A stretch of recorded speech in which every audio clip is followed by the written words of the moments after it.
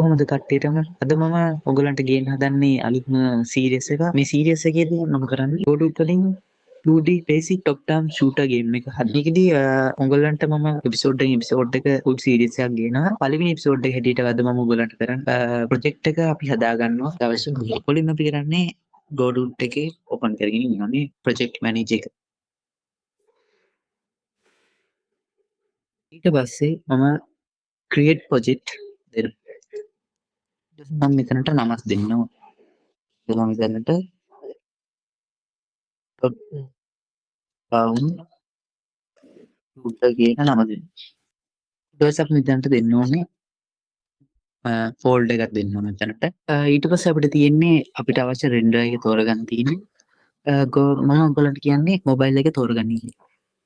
එහෙනම් මම මේකේ compatibility එකත් එක්ක තමයි යන්නේ. මොකද ඒකේ ගොඩක් අපිට fast ඊට ගොඩක් fast ඒක මම ඒක තෝරගන්න.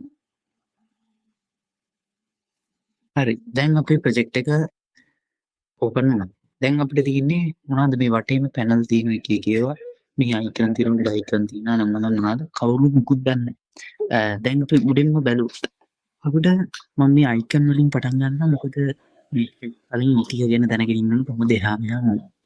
මුලින්ම අපිට 2D එක බලන්න පුළුවන් මේ බටන් එක ක්ලික් කරලා 3D එක බලන්න පුළුවන්.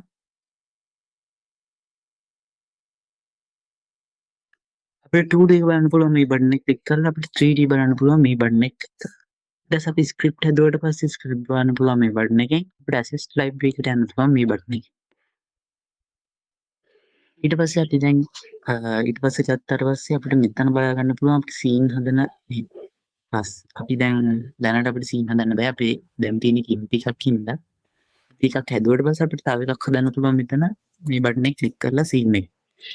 ඊට පස්සේ අපිට බලා ගන්න පුළුවන් මෙතන mouse selecting බටන් එක තියෙනවා. අපිට select කරගන්න පුළුවන් මේකෙන්. ඊට පස්සේ අපිට move කරන බටන් එක තියෙනවා. මේක rotate කරන එක, මේක scale කරන එක. ඒක දැනට උනේ. ඊට පස්සේ අපිට මෙතන තියෙනවා scene tab එක. මේකදී අපිට කරන්න පුළුවන් අපේ scene එකට node add කරගන්න පුළුවන්. දැන් මම අපේ scene එකේ root node එක විදිහට මම add කරගන්නවා node මේක තමයි උඹලන්ට මේ අද note screen එක ක්ලික් කරලා එහෙම නැත්නම් උඹලන්ට උඹලා keyboard එකේ control A ක්ලික් කරලා උඹලන්ට මේ node මේ adding tab එක ගන්න පුළුවන්. ඊට පස්සේ එකෙන් උඹලන්ට පුළුවන් මේ node කියන එක ක්ලික් කරලා create දෙන්න. ඒක අපේ scene එක ඇතුළට root node එක විදිහට save වෙලා තියෙනවා. මම දැන් ඒක root කියලා rename කරගන්නවා. උඹලන්ට ඒක ක්ලික් කරන් එතන rename කරන්න. එහෙම නැත්නම් උඹලන්ට පුළුවන් right click කරලා මෙතන rename දීලා rename කරන්න. ඊට පස්සේ අපිට බලා ගන්න පුළුවන් යට file system එක තියෙනවා. මේ file system එකෙන් කරන්නේ අපි save කරන දේවල් මේ file system එකේ තුලින් කියලා save වෙන්නේ. අපිට බලා ගන්න පුළුවන් මේක තමයි අපේ file එක. ඊට පස්සේ මෙතන තියෙනවා inspect. මේ inspect එකේ අපිට බලා ගන්න පුළුවන් අපේ notes වල properties. දැනට නම් මේ මුකුත් නෑ මේවන් සාමාන්‍ය දේවල්. මේ note එකට එහෙම property ගන්න විශේෂ ඒකෙන්ද අපිට වෙන තමයි යූස් කරන්න වෙන්නේ.